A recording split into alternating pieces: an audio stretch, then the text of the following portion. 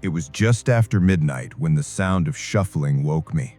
Not the usual creaks of the farmhouse settling, not the coyotes out back, but a low scrape, metal against glass. At first I thought I imagined it, until I heard it again, sharper this time. From down the hall, my son Jacob's voice carried, tight with fear, "Dad, there's someone at my window."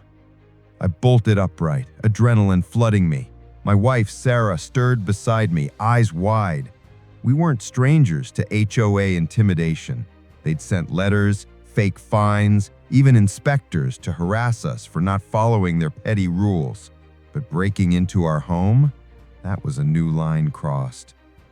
By the time I hit the hallway, Jacob was standing frozen in his doorway, eyes locked on the shadowy figure trying to force the latch open. "Back away, son, now." Jacob didn't argue. Instead, he reached for the small black button mounted near his window, the panic button we'd installed after the last HOA stunt. Click. The alarm shrieked to life, a piercing wail that ripped through the night. Red strobes flashed along the porch, alerting neighbors and authorities alike. The shadowy figure outside cursed, fumbling. For a split second, our eyes met through the glass, and I recognized him. It wasn't just anyone. It was Mark Finley, the HOA's vice president. Within minutes, the ranch came alive. Floodlights snapped on, bathing the yard in harsh white. Our two dogs erupted into snarls and barks, straining against their chains. But the most chilling sound wasn't the alarm, or the dogs, or even Sarah dialing 911. It was the sound of multiple footsteps, more figures scrambling across the gravel. Not one intruder, not two, at least four. They weren't just climbing through windows, they were circling, surrounding. "This isn't random," I muttered. "This is coordinated." Jacob clutched my arm. His 12-year-old face was pale, but his voice steady. "Dad, what do we do?" I looked at him, my son, my responsibility, and made the call. We defend our home together. I grabbed the shotgun from the hallway safe. Sarah took the revolver, and Jacob, though I hated it, knew the drill. He stayed low, flashlight in hand, eyes sharp for movement. The first intruder made the mistake of trying the back porch. As he forced the screen door, I cocked the shotgun and shouted, "Step 1 foot inside and you won't leave standing." He froze. His ski mask didn't hide the hesitation in his eyes. Behind him, another figure hissed, "Keep going, he's bluffing." But I wasn't bluffing. One shell into the porch beam. The wood exploded into splinters. The masked men stumbled back, swearing. The HOA might have thought intimidation was a game, but on my ranch, you break in at midnight, you're fair game for defense. The panic system worked faster than I hoped. Sheriff Daniels' cruiser came tearing up the drive, sirens cutting through the chaos. Behind him, 2 deputies piled out, weapons drawn. The intruder scattered like rats. Mark Finley wasn't fast enough. Daniels caught him by the collar before he cleared the fence. "Caught you red-handed," Daniels growled, dragging him toward the headlights. The other intruders vanished into the night, but not before I got a good look at one, Linda Carver's nephew, notorious for stirring trouble. Jacob, still clutching the flashlight, whispered, "Dad, they really came for us." I knelt, squeezing his shoulder. "We'll make sure they regret it." At the sheriff's office, Mark tried spinning lies. "I was just checking property lines. He overreacted."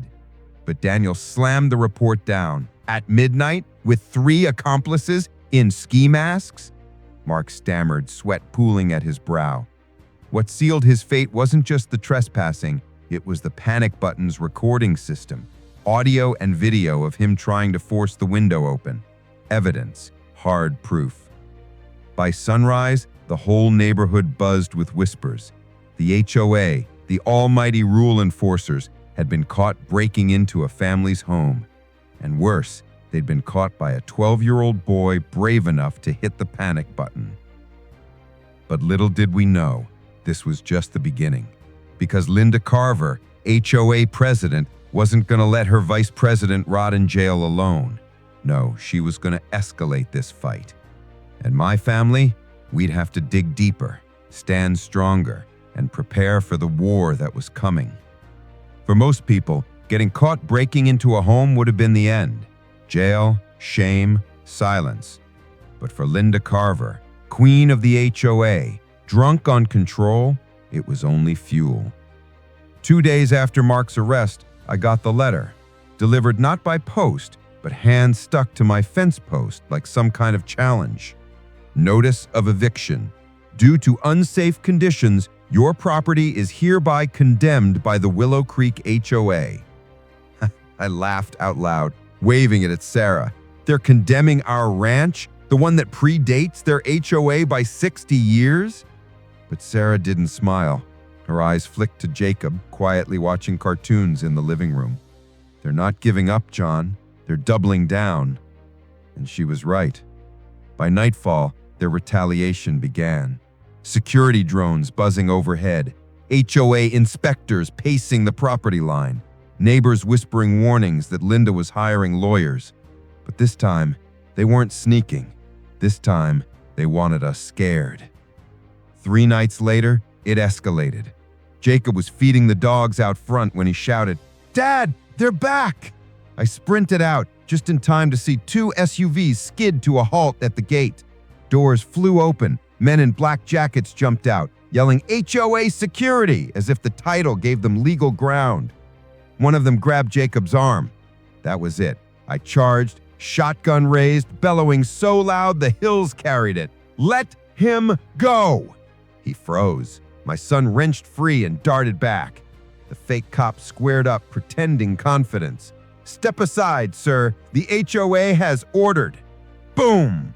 One round into the dirt by their boots shut them up quick. The gravel smoked, their faces drained. "You break my gate at 3 a.m., you're trespassers. You touch my boy, you're corpses." For a heartbeat, nobody breathed. Then floodlights snapped on, Sheriff Daniels' truck rolling up behind them. Caught again, red-handed. Within a week, Linda herself was dragged into court. On one side, her lawyers spitting words like community protection, unsafe property, violent homeowner. On the other, me, Sarah, Jacob, and the sheriff himself. Daniel slammed his hand on the witness stand. "I've personally responded to 3 unlawful incidents from this HOA in a single week. They're not enforcing rules, they're running a militia." Jacob spoke too, voice steady despite his trembling hands. "They tried to come through my window. I pressed the panic button because I thought we were going to die." The courtroom went still. Linda sneered, muttering to her lawyers, but I saw the jury's faces harden. Evidence rolled out like a tidal wave. Drone footage, panic button recordings, trespassing charges. Piece by piece, their empire crumbled. But Linda wasn't done. On the very night before sentencing, she gathered what was left of her security squad and stormed our property. I heard them before I saw them, boots crunching gravel, voices barking orders. "This is your last chance, John. Sign the property release or we'll drag you out." I stepped onto the porch, shotgun in hand, Sarah at her side with her revolver. Jacob stood between us, flashlight clenched like a weapon.